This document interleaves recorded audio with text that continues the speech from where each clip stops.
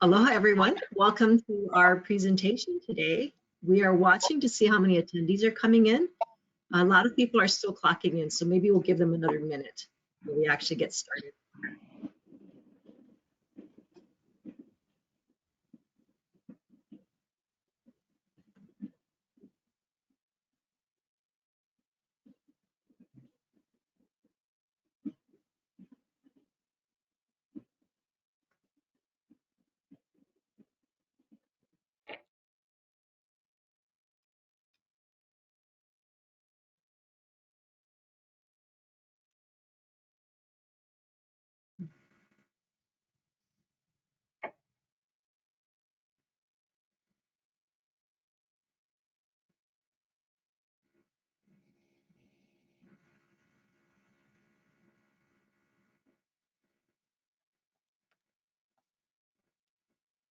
This format is actually very interesting, everyone. We can see people logging in as it happens, so it's like watching a Geiger counter. We're at about 50% right now. So at 11:02, we'll take what we have and reward all of you who are on time and get started. Thank you.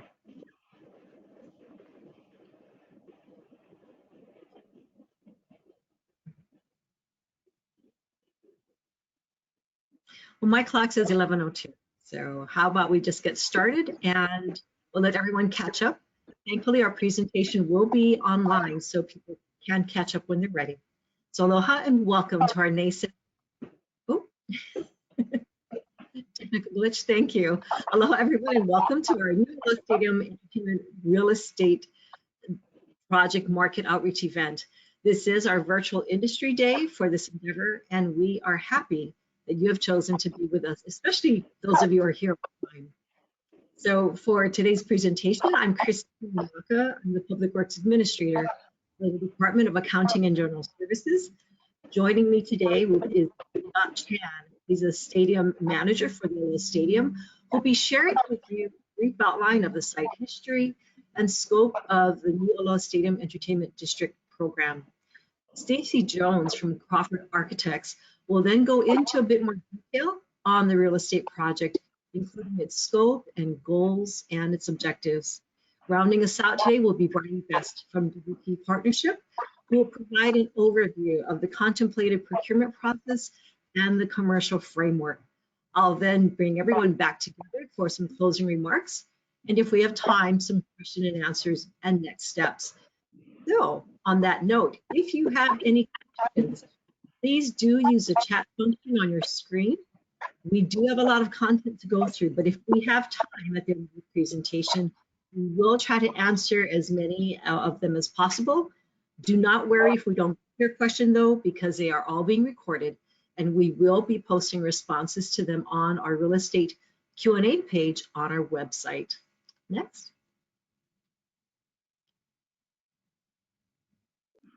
Let's see, so let's get into the overview of our presentation. Next. The new Aloha Stadium Entertainment District program aims to create a vibrant live, work, play, and thrive destination. We're going to deliver a new multi-purpose stadium as a centerpiece for a mixed-use real estate development on the existing 98-acre site for all of the residents of Hawaii. This presentation will also cover brief updates on the stadium project, but really today's focus is on the real estate development opportunities. Next. For those who have been tracking our progress and direction from the inception of our new Aloha Stadium Entertainment District, after further due diligence and consideration to adjust to the economic impacts of COVID-19 and our own discussions with the prior listed respondents for the stadium development, we have revamped our program.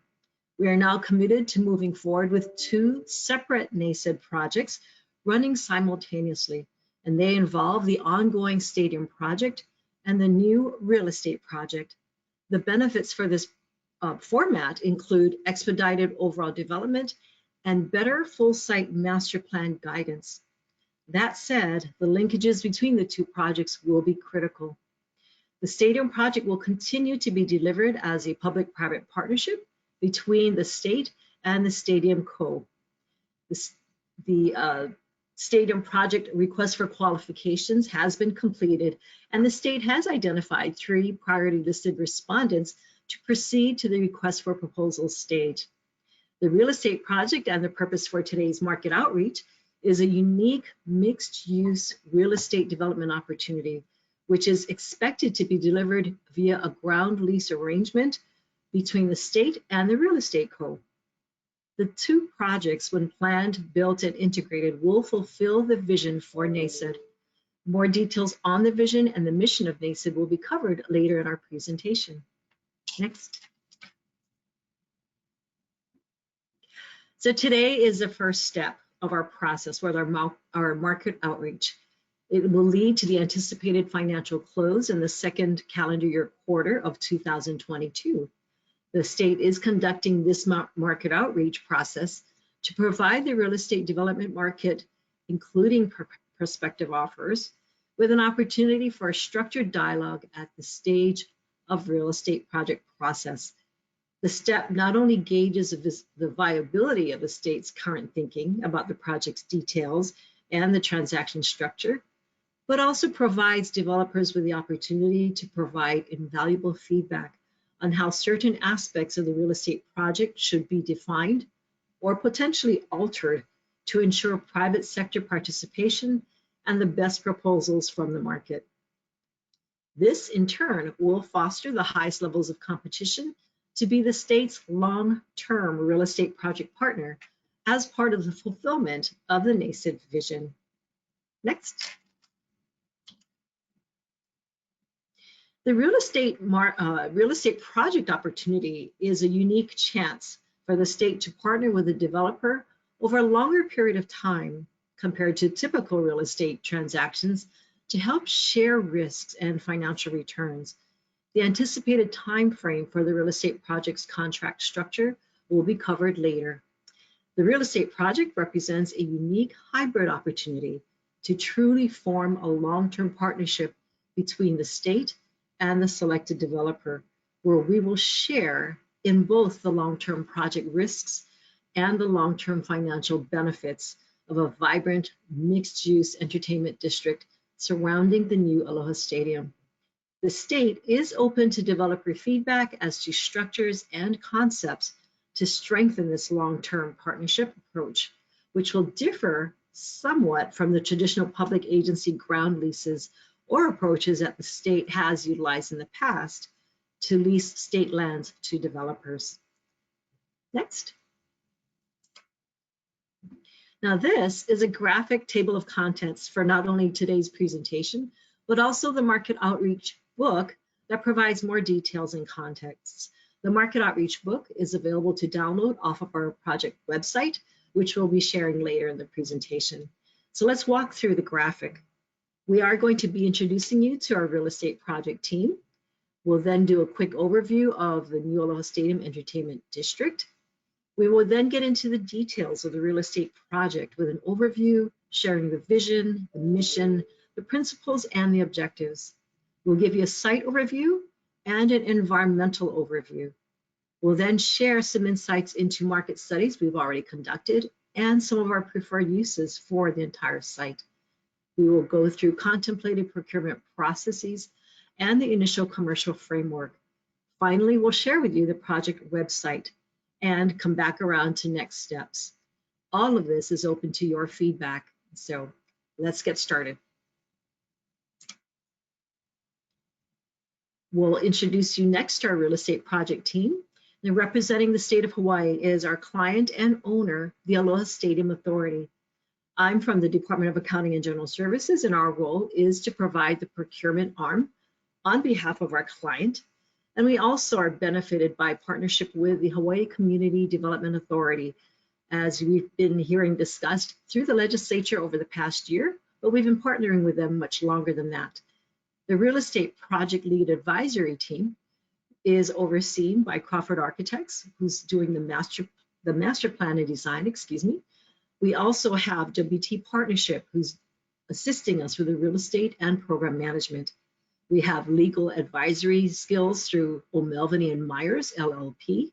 And our financial advisor is Goldman Sachs and Company, LLC. Next.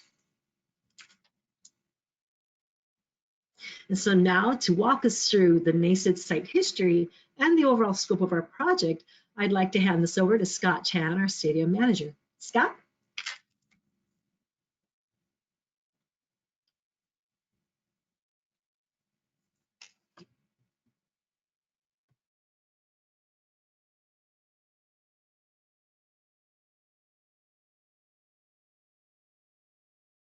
Okay, there you go. Thank you.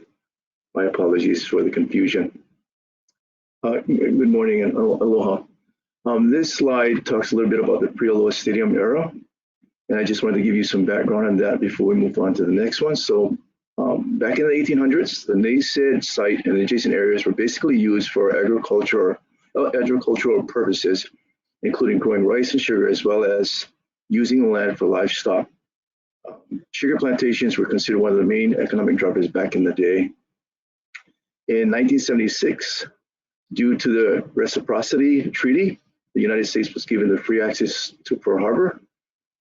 Prior to and during World War II, the Navy began to expand the area adjacent to Pearl Harbor by building substantial residential areas and military housing and support facilities on and around the present-day NASED site. As part of the military expansion, Kamehameha Driveway was built in 1930, increasing military presence in the area. That is the highway that divides the two properties today that you see with the Navy and the current site where Aloha Stadium sits. As the war was coming to an end, the Navy began to pull back on its use of the land. They began using the area to accommodate low-income housing until the 1970s, where the existing Aloha Stadium currently stands. Next slide, please. This slide is a little bit about the history of the site. You know, Aloha Stadium has been considered a major gathering place for many, as it has formed the centerpiece for sports and entertainment in Hawaii since its first opening in 1975. By using air coasters beneath the stands allowed us to create a stadium that was able to transform from a football stadium configuration to a baseball configuration. The innovative design was the first of its kind at the time and was considered a revolutionary item by engineering standards. Over the years, Aloha Stadium has played host to many outstanding events such as the NFL Pro Bowl, NFL and Major League Baseball exhibition games, college bowl games, national TV boxing matches, WWE wrestling events, monster truck shows, numerous concerts, including Michael Jackson, Frank Sinatra, The Police, The Eagles, U2, and recently Bruno Mars. Now, let's not forget, we are also serving our mission by supporting community events such as the 50th State Fair, the Great Aloha Run, as well as high school graduations. The stadium site is also the home of the very popular Aloha Stadium Swap Meet and Marketplace, which occurs every Wednesday, Saturday, and Sunday, and is also the home of the University White football team during the fall. Next slide, please. This is the stadium project overview. The stadium will be downsized from its existing capacity of 50,000 seats to a capacity of approximately 30,000 to 35,000 seats. It can be configured to support a variety of sports and entertainment events, including football, soccer, rugby, and other sports that are played on a rectangular field. In addition, concerts, community functions, and family-oriented events will be hosted in the facility as well. The multi-purpose stadium would have a comprehensive array of fan amenities and support spaces to market new events, including additional luxurious seating options, more extensive concessions, and improved facility circulation. And I can turn that back over to Chris.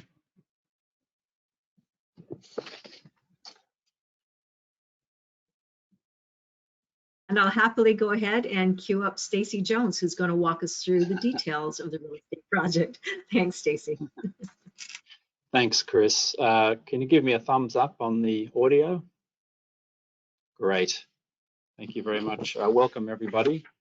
So now we're getting into the meat of the presentation. I'd like to kind of give us a little bit of an overview about what we are going to be seeing. And what we're really discussing here is everything else pretty much except the stadium and the stadium surrounds. So Chris had mentioned that we do have a site of 98 acres, that's true. But once we net out the site area required for the stadium and the surrounding area to support the stadium's functions, gathering spaces, entrances to gates, loading and marshalling and all the sorts of things that go around a stadium of this size, we basically have around 70 to 80 acres of developable land. So that's the fun stuff. So what we're anticipating is a mix of residential, retail / entertainment, hotels, hopefully. Hopefully that gets supported by our zoning. We may need a little bit of help there, and I'll explain that as we go through.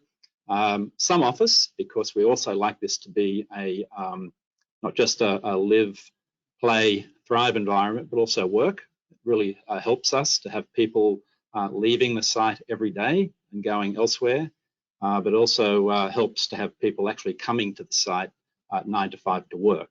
It helps that mix of uses. What we're embarking on now is a open procurement process to select one master developer, and that will be for the entirety of the real estate master plan development. What we expect in return for the granting of those rights to one very successful and happy, ultimately, master developer is a balance between what we see as the necessary vision for NASED and also a commercial return. And the commercial return to the state is very, very important because that income will help offset the costs and expenses of the stadium project itself. Next.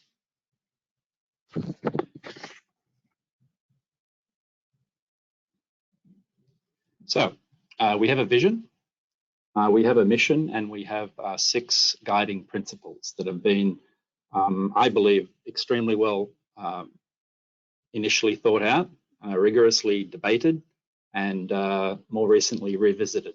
So we're pretty happy with the outcome, and we'd like everybody to consider these 3 things very, very carefully in their offering when they come back to us with their RFQ, RFP. So as said, NASED will be a live, work, play, thrive district, celebrates what it means to live and be a part of Hawaii, but also be a very, very welcoming environment for visitors alike. So we want a development that is ultimately community-centric. Yes, it will be anchored by a major piece of social infrastructure in the stadium, but we want this venue to actually do more than just provide an opportunity to come and witness and participate in sporting events and entertainment events, but we expect the stadium to actually catalyze a much larger development. Now, in the creation of this mixed-use development, we anticipate that the adherence to 6 principles will be very, very important. I won't read through them all. This is all for you to have a look at a little bit later, but I do want everybody that will be participating in the RFQ to understand that working with the community, the surrounding community, will be very, very important. This team, along with the people that have contributed to the process, have gone that extra mile to ensure that the surrounding community has been brought along this journey. And it is a journey, and it's really just commencing. So engagement with the community from here on out will be very, very important. What is also very important is the state's ability and desire to partner with you, the private sector, to ensure that we're actually delivering something that's not only community-centric, but is also something that is sustainable in the marketplace. Sustainability is very, very important. Environmental sustainability, but also economic sustainability, so that this site can become self-sustaining in the long run. Long run is important because the delivery of this program will take a couple of decades at least to deliver based on our own market research. So this is not just a one-stop blow and go development. This will be developed over time. And time is critical to understand that things will change, market forces, desires in the community, the economy, So what we come up with needs to be resilient to ensure that we can actually be flexible and fungible with respect to events that ultimately are always beyond our control, but nonetheless easy for us to flexibly pivot in response to. Next. So 6 seems to be the magic number. We have 6 key objectives. I'd mentioned already that we do want to partner with the community. We want this to be something of the local community to reinforce and promote that identity and culture. It has to be a district too. Districts are multifaceted. We want this to be a place where people can come and be entertained. We want this to be a welcoming place for visitors, tourists, locals alike, off-island folk, of course, as well.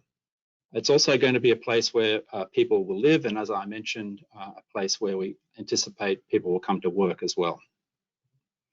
We absolutely have to be cognizant of the financial component to all of this and ensure that the development of the real estate goes towards the key function of delivering maximum value to the state, first and foremost, but also its working requirement to actually subsidize and ultimately offset the costs of providing and running, maintaining the stadium over the long term. We'll also be looking at an optimal mix of transportation. As you know, we're located very, very close to the heart site. We'll also be integrating with bus and other vehicular traffic. And let's not forget the need to provide for pedestrian connectivity and also bicycle usage and other modes of transportation around the site. It's also important that we understand that the management of the project and its ability to work hand in hand with state and developers is very, very important. And we want to ensure that by listening to the marketplace, involving you folk now, that we're doing just that. And we're attempting to demonstrably realize maximum value and innovation. Next slide, please. So, yes, indeed, it is a real estate project. And Chris very aptly described that it's actually 2 projects. In this next slide, you'll see what I mean. Yes, it's a large site of something approaching 100 acres. But I know that the community focus, what you've been reading in the newspapers, hearing on the press, is very much about a stadium. But this image, which I love, just goes to show that the stadium and its immediate surrounds is only a small fraction of what needs to be developed on site. This next slide will show you exactly how important the real estate development is. We grey out the stadium and its immediate surrounds, and now you can see the 70 to 80 acres that we now have before us that needs to be developed over time. So it's a heady opportunity, comes along with immense responsibility. So our selection of the right real estate development partner is crucial to the successful development of the entire site. Next slide, please.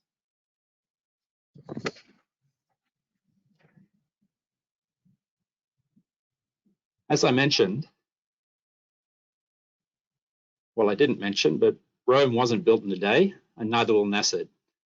So in this instance, we've been charged with looking at the long-term vision for how the site might be developed. So what you're seeing in front of you now is actually what we propose as a hypothetical phased development. When I use the term phase, I mean with respect to time, knowing that the ultimate development of this site will actually be in response to market demands. And an important and crucial part of a market demand is absorption rate, and that means how much development can actually be sold and successfully developed for maximum value over time. It's an equation. So we need to ensure that the site gets developed in sequence and logically. So 1, 2, 3, you see before you here, represents what we believe, in addition to the stadium, will be the first development site most likely to be developed, being that around the the Heart Station, number one. Subsequent development immediately around the stadium itself, which you might recognize as being the ring road of parking at the moment, would be phase 2. And phase 3, the final phase in the development to the south, encapsulates that area immediately to the north of Halava Stream and to the south of Halava Stream.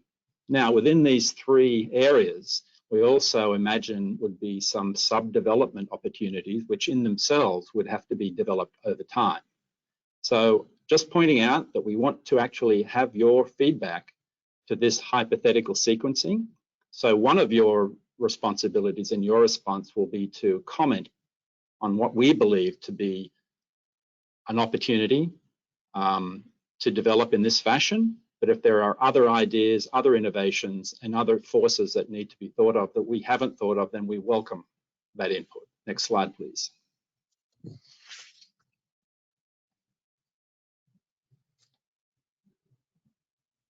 Open space is also extremely important. It's actually a development opportunity in and of itself. I wanted to talk briefly about this particular diagram and the yellow circle. The yellow circle is where the current stadium sits now. It's going to be demolished. When it is demolished, it represents an open space opportunity. And we're asking for you to help us imagine the potential for this particular opportunity of open space. Now, we, in our collective wisdom, and we by no means have a monopoly on the best ideas. In fact, we expect the best ideas to come from you folk, not from us. But nonetheless, we've imagined this opportunity as an element of public recreation that could also be programmed potentially for outdoor performances that could support the entertainment functions of the stadium itself. Now, we've called it an amphitheatre, not the sort of amphitheatre where you would see, say, structured seating or necessarily reinforced sound or lighting, but an amphitheatre in the sense of a gathering place that would be tiered and create viewing opportunities back towards the stadium scoreboard or to outdoor performances as an outdoor venue in and of itself. Now, this is just one idea. The whole idea for this market outreach is to get your ideas. If you think this is a great idea, then that's great. If you've got a better idea than the one we have, then we want to hear about that too. But open space is very, very important, and we see that just as important as the bricks and mortar development on the rest of the site. Next slide, please. Okay, so project coordination is an extremely important aspect to all of this. We need everybody to understand that we are in a sequence of events, inextricably tied together from beginning to end. The beginning is what we are right now. We're in the procurement phase.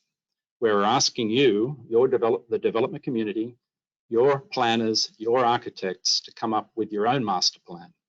Now, in the documentation that you'll receive as part of your RFQ, RFP response, you'll see a master plan from us. But that's just to get your juices flowing. We want your ideas. We want your master plan. We want to use you to use our master plan as a springboard for innovation and thinking, but ultimately it'll be your master plan in concert with the state's vision that actually gets built. So we expect that master plan to be developed over time in response to detailed planning, the phasing, as I talked about, or the sequential development of the site over time. We also expect that the construction of the real estate will also have to happen in coordination, not just with existing infrastructure, but the provision of new infrastructure, and most important, the coordination and the integration of this development with the stadium itself and its ongoing construction, its day-to-day operation, maintenance, and all of those interface management issues that come across that are necessary during the coordination of these two projects. Thank you. Next slide. So a site overview. Next. Now I know that we've got a lot of people who are very familiar with the site, know exactly where the stadium is. There might be some in the audience. I see now we've got close to 90 people. that have tuned in. I really hope that some of you actually are from elsewhere, which is also great to get national exposure and even international. We're hoping that a lot of people will be tuning into this, but a lot of you are aware, but some may not be, of where the stadium's located. So we are north and west of the international airport, and we are north and west of Waikiki. Not too far. Not too far is a relative term because it also means time, and that means things like traffic. But we are ideally located and demographically centered to where the actual island and its population demographically has been growing over time. So we are on the heartline, obviously, very, very close to Pearl Harbor and the 1-point-something million visitors that national venue receives and gets every year. So it has great exposure in that sense, and it's quite close to U of H, West Oahu, and also the residential communities that are developing out towards Koalina and to the west of the island. Next slide, please.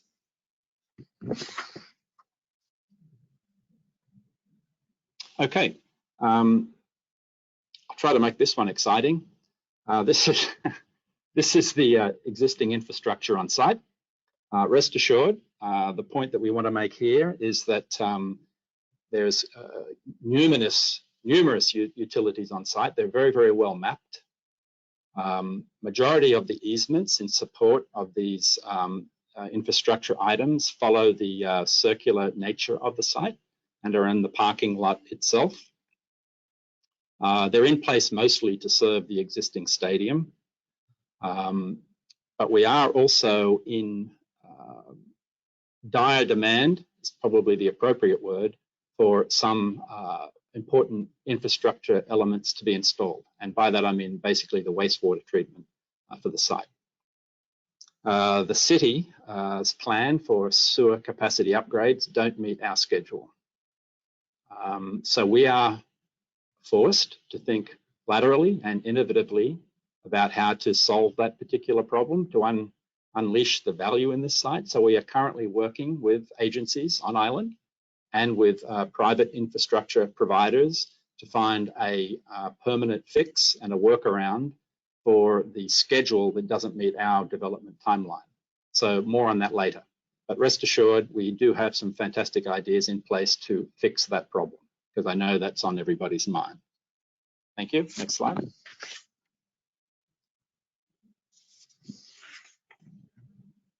Okay, so we do have additional site priorities. Scott mentioned earlier that we have some very, very successful local events that we want to maintain and ensure that they're promoted over time. First and foremost, the swap meet, very, very and critically important revenue generator for the stadium. We want to make sure that they're accommodated not just now, but in the future, and to be fungible and flexible with how that event may change over time in response to how the site will be developed. We will be establishing very, very strong connectivity from day one of development between the stadium and the heart site. Hence, if you remember back to the diagram on the sequencing of the development 1, 2, 3, we imagine that that first element of development is in fact that connection back to the heart site. We need to improve traffic flow both in and around the site. So we have a road sequence and a network worked out. We have to ensure that the stadium's day-to-day operations are accommodated, but most particularly event days and how we manage traffic flow at those times. Excuse me, my earpiece just fell out.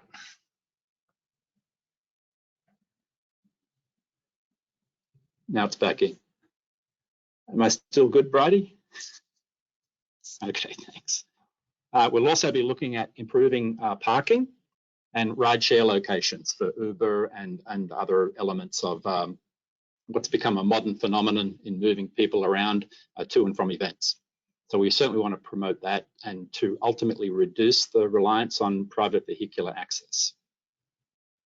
We also need to ensure that we're improving and promoting connectivity with and to our surrounding neighbours, because I know their issues are very, very important, and we need to ensure that we're not actually burdening our surrounding communities with even more problems than they currently have. In other words, we'll put an end and a stop to unreasonable traffic flow through residential areas. We'll endeavour to put an end and a stop to parking in residential areas in support of game day activities. So to do that, we need to work very, very conscientiously and closely with the neighbours in our neighbourhoods. And we also want to ensure that we have safe pedestrian and bicycling opportunities so people can move freely around our site and not be in conflict with vehicular traffic. Next, please.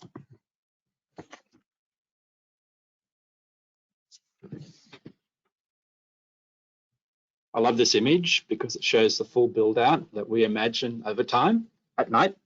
So a very, very vibrant and lively place to come to, but also to live, for local community to enjoy, for residents to live in and enjoy, and also for tourists to be attracted to. So next slide, please, on the environmental overview. So I know that this is an important aspect for everybody. We've treated this development opportunity a little uniquely in that we have, in fact, gone about the securing of our EIS at the same time as engaging with the development community. This has allowed us to contract the overall development time, but also ensure that the opportunity for supporting activities represented in the EIS also support the current market opportunities. So that duality of seeking the EIS approval and selecting the developer is an important component to why we've gone about the timing of the delivery and the seeking of market input. It's been quite critical and well thought out for that reason. Now, we have gone through the draft EIS situation. We've sought and received our comments, and we're now in the preparation of final EIS, which we expect to be completed in a few short months. So by the end of this summer, we hope optimistically, well, not optimistically, we hope and we imagine that we'll have a final EIS in place. But of course, some of that is up to others to help us achieve. And of course, it doesn't mean that it's locked in stone either.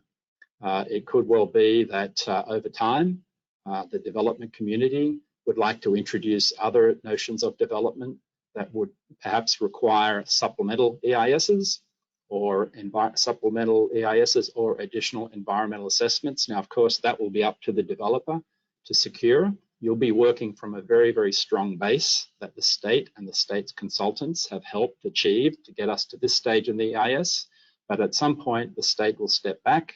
It will support the developers' efforts from this point going forward, but anything to do with securing additional approvals regarding EIS will be the developer's responsibility.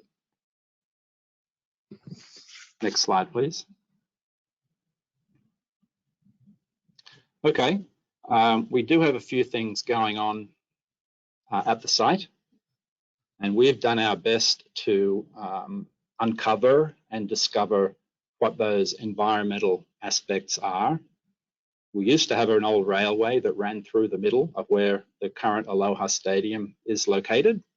And of course, that was prior to construction. We have monitoring wells on the north end of the site, which was related to a former laundry facility.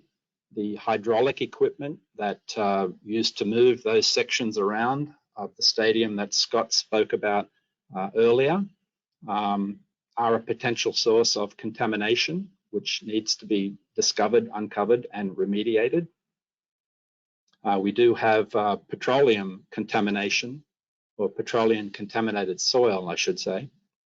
That's in the vicinity of the Hart site relative to the Navy's fuel line, so we know that exists. Now, we've done a phase 1 environmental assessment, and we're currently in the process of determining, and I believe this will be the case, of going a little deeper and to do a phase 2 environmental assessment. So we will have more to report on that later and helping uncover what needs to be further remediated with respect to the site. Next slide, please. So our market study has been something that we've spent a lot of time in. Next slide, please. So with respect to that market study, the state has employed the resources of market-specific consultants. In particular, RCLCO have brought their real estate knowledge to bear and produced for us a potential demand study for support of the ground lease values that we anticipate. In other words, the unlocking of the value of the site depends on bringing viable real estate and commercial uses to the site. So the presentation today will actually spend a little bit of time on revealing the high-level discovery items that we've been able to uncover with respect to that market demand. But there will be more information forthcoming in this category. Thanks. Next slide. What we have found out, however, is that approximately 80% of the potential development of the site is going to be programmed towards supporting the needs and the desires of Hawaii residents. So the retail and the entertainment, we basically see most of the retail, the ground floor retail that we imagine in all of the buildings will be supported locally. The entertainment opportunities, the restaurants, the bars, and the other family entertainment areas, we imagine that to be a 50-50 split between local residents and visitors. All of the residential that we imagine, most of the demand, all of that demand rather, for most of the residential will be taken up by Hawaii residents, locals. We don't imagine an international market for that at all. Office, as I mentioned earlier, we're hoping to attract an amount of office to the space, to this site rather, and we imagine that that would be all local demands as well. Now, hotels, of course, we imagine would be for visitors because we're trying to promote tourists to come to the site, stay on the site, perhaps support the Navy's functions as well to ensure that people that want to come to Pearl Harbor, visit family, loved ones would also come and stay on the site. And also people that want to come and stay in anticipation of an upcoming sporting event or an entertainment event would also use the hotel as well. Next slide, please. I mentioned that the market demand is developing a picture that says to us that there will be sequenced and phased development over time. However, we do want to ensure that we have a mixed use development from day one. So as soon as the stadium opens, we imagine that in the first 5 years in the life of the stadium, now some of this will be developed at the same time as the stadium, and then some will come on shortly after the stadium opens. But we imagine in that window of the first 5 years, some 1.2 million square feet of additional development. Now you see the pie chart and then the graph to the left of that, they are the same thing. But we see approximately 850 residential units,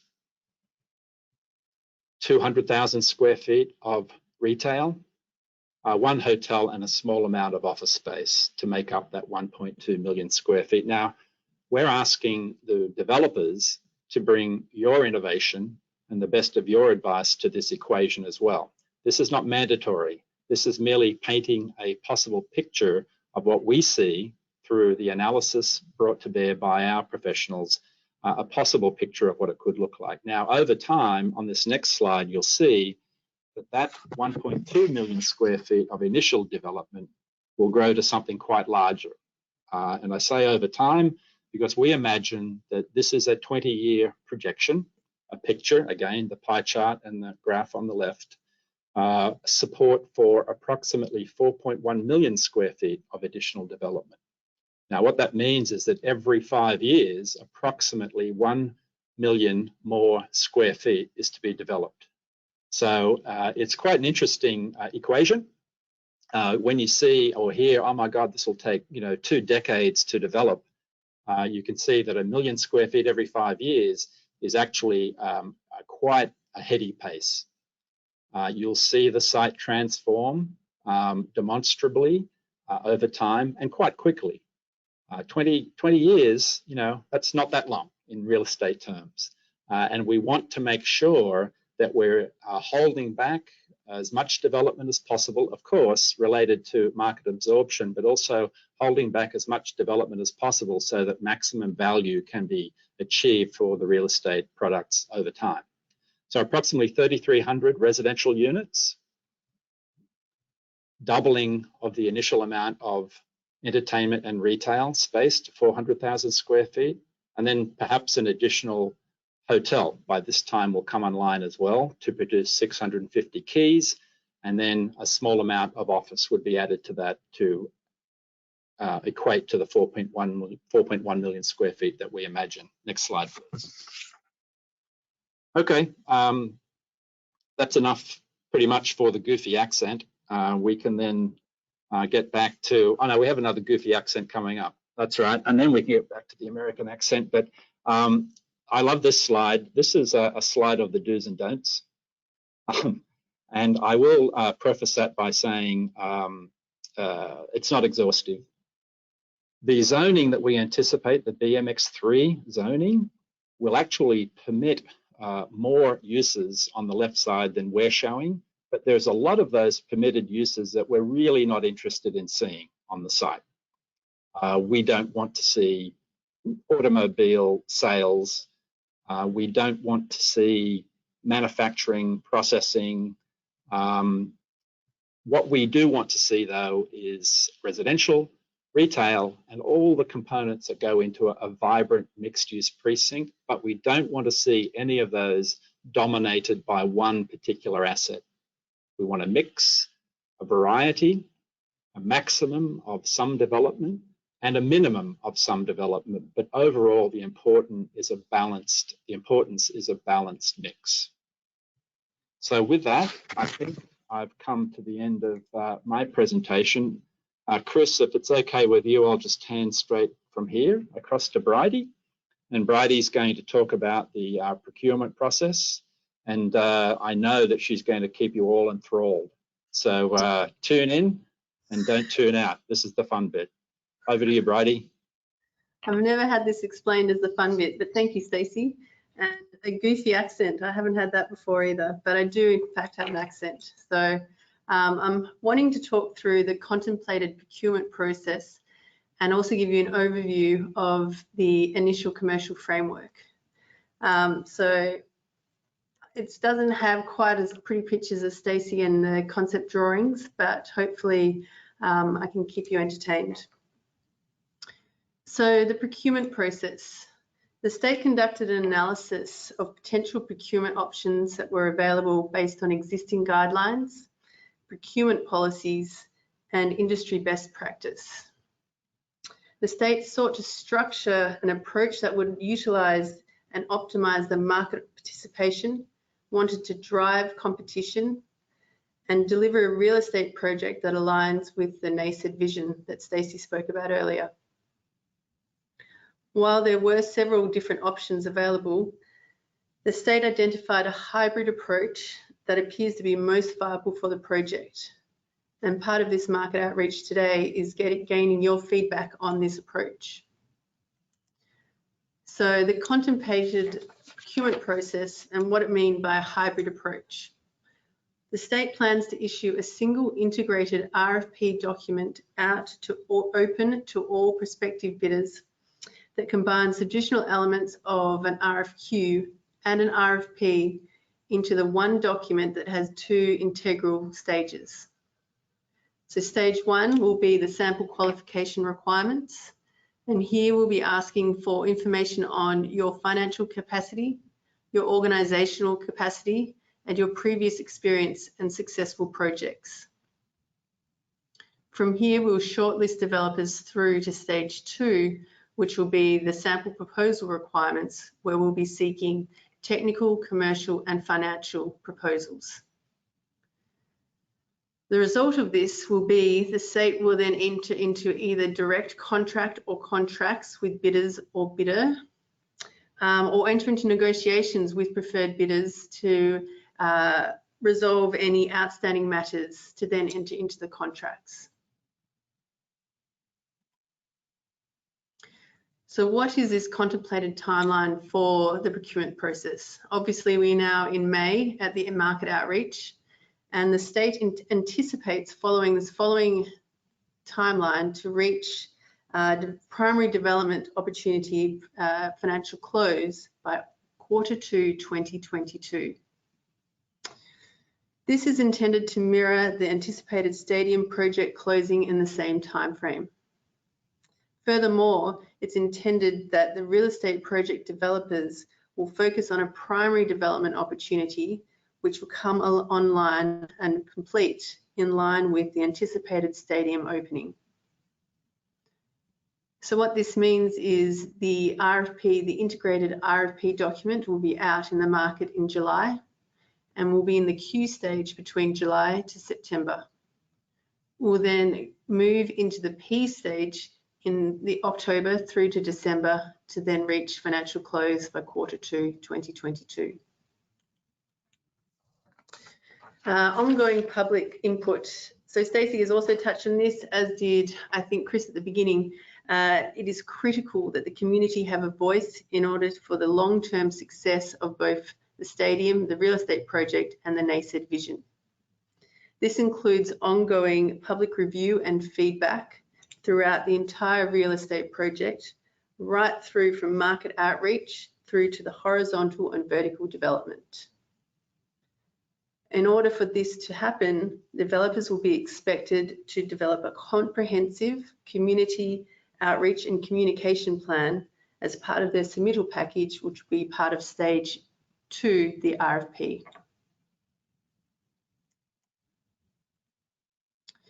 So now we're going to move through to the commercial framework and elements.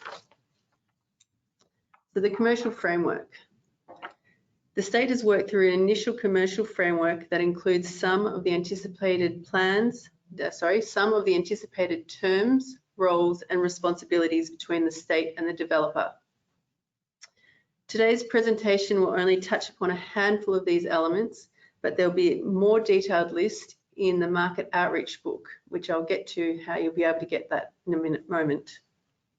At this stage in the procurement process, the state has developed this initial commercial framework that spells out the expectation, roles, and responsibilities. At the RFP stage, it'll be more developed to have a more detailed term sheet and assumptions that will go into further detail than what's been shared today. So some of these details include the contract term. It's anticipated to be a 99-year ground lease with no fee simple ownership opportunities. The utilities, as touched on earlier before in Stacey's presentation, there is capacity for the new stadium and some capacity for the real estate development. One in particular that he spoke about was the sewer capacity. It is expected the Real Estate Code will arrange and provide for additional utility requirements for the real estate project. And another one is the operations. The state requires a use of certain real estate project elements for continued operation of the NASED. These including but not limited to access to and use of car parking stalls on event days for the new Aloha Stadium. It also includes access to and use of a prescribed area and assets for the Aloha Stadium swap meet. And also will include emergency management requirements. So this responsibility summary here, the state is currently contemplating the selected real estate code will be expected to design and construct all of the horizontal infrastructure for the entire real estate project. The vertical construction will be responsibility of the real estate developer, or they may be able to sublease parcels out to a building development entity, which we've called Building DevCo here. At this time, the state has not made a final determination as to which entity will be responsible for the long-term maintenance of the district. The state is looking for the developers to provide feedback as their preference for the greatest chance of success in this current marketplace. Finally, the Real Estate Co will be responsible for maintaining the buildings with some type of state overview of maintenance obligations and performance-related issues. The table in the slide summarizes at a high level the responsibilities the state believes might be possible amongst the stakeholder partners. So the parties we've identified in this table are the state, the City and County of Honolulu, the Real Estate Co, the developer, and then the Building Dev Co or Building Dev Co's, depending on how many parcels. And what we've highlighted here is whether it's at a district level or a parcel level for design build versus operate and maintain.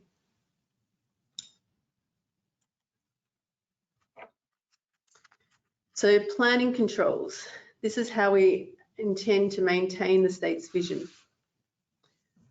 The following planning principles are critical for the state. The stadium project and the real estate project and the district as a whole must apply an integrated approach from a public realm, built form, urban design, master planning perspective. The state will retain oversight and control of both projects, and the state's private sector partner will be responsible for working collaboratively with the City and County of Honolulu as well as the state. From a transaction and contractual perspective, private sector partners will be required to submit project-specific master plans as part of the proposal stages of both the RFP for the stadium and the real estate project. Part of this evaluation of the RFP will be needing to prove that you have an understanding of the state's requirements and intent for the NASED from a planning control perspective and the state's concept master plan requirements, including the built form, urban design controls, and the appropriate mix of assets, categories, densities, etc. The project-specific master plans, be it the stadium or the real estate project, will be incorporated into the relevant contracts with corresponding obligations to implement in accordance with these plans and the state's concept master plan.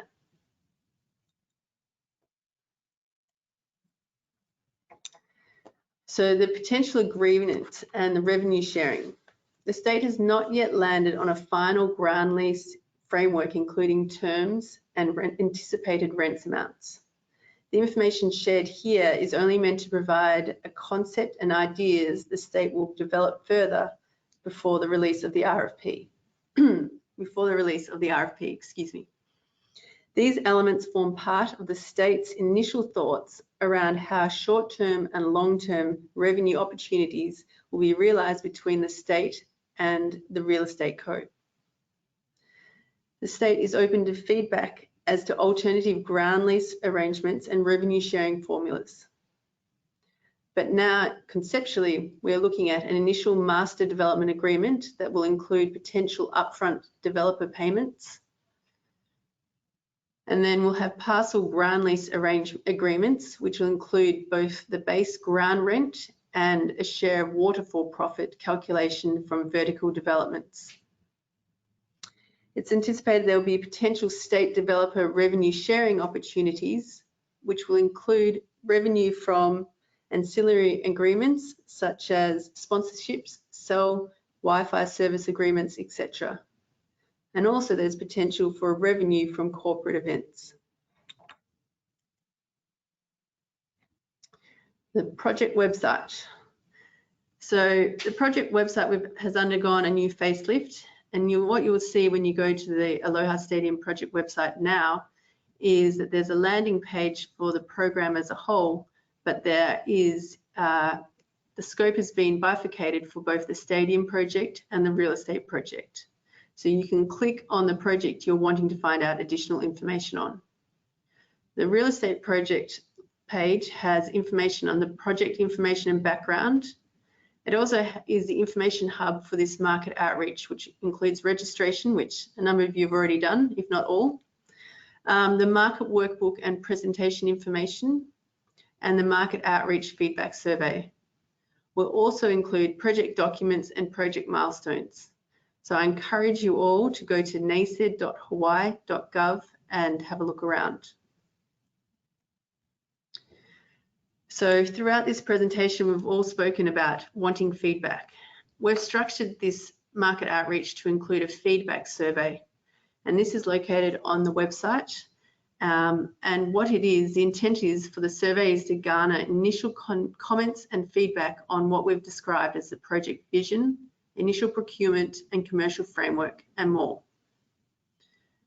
So as an incentive to undertake the survey, we'll grant you access to both this presentation and a more detailed version of this, which we've termed the Market Outreach Book. This has further information on both the commercial framework, which I only briefly touched on, but a lot more information on all elements we've spoken about today. We'll also be providing you all with a list of the attendees. So how to access the feedback survey, please go to nased.hawaii.gov/market-outreach-feedback. Complete the survey hosted on the web page and you'll be provided with the book and presentation information. So now I'd like to hand back to Chris, who's going to close with next steps and final comments. Thanks, Thank Chris. you. Yep. Thank you, Scott, Stacy, and Bridie. No matter what your accents are, you all were terrific, and we appreciate all the information that you're sharing. So if we can go into the next slide, we'll go over the next steps. What we've done today is part of our review and outreach. So we will be introducing you to the Market Outreach book if you want to reward yourselves by completing our survey and gaining access to all of this information on our website. So a lot of gifts and more. So we ask that you do please register online and get us your feedback by the end of this month, because we're going to use that feedback to not only update our website, but to update our overall process. This will help guide us to the issuance of the it says the RFP itself, but actually that's the RFQ by July of 2021. And I believe that's the RFP for the stadium that we're talking about, but the RFQ for real estate. Then we'll move into reviewing the developer qualifications, which would be due by the third quarter of 2021. We're going to then process all of that information, and we target shortlisting our proposers for the stage 2, the request for proposal process, that would then have due dates by the first quarter of next year. So that's first quarter of calendar year 2022. If in the odd case or the exceptional case that we have to go into best and final offers, I know that's very tricky and emotional word for a lot of people out there. I don't want to say negative, but if we go into a best and final offer stage, we do anticipate outlining in detail what would create that situation and how we will address that, because we really want you to bring your best and your final prior to a baffle. So let's do our best not to go into that. We will be fair though and very explicit on how we would go through that process if it is to occur. And finally, we anticipate transactional close by the second quarter of calendar year 2022. And there you go into developing the utilities, our vertical and horizontal structures, and the groundbreaking for our new Aloha Stadium and the ensuing district. And that's what we have to look forward to. Next. We want to thank everyone for participating today. And it looks like we do have some time for questions, but you know, as efficient as we are, we thus far only had one question, and Bridie already answered it.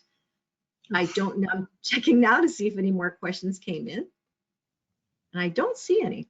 So, you know, thank you again to everyone for joining us today. And I just got confirmation, nothing so far. But remember, you can still give us feedback on the website, absolutely.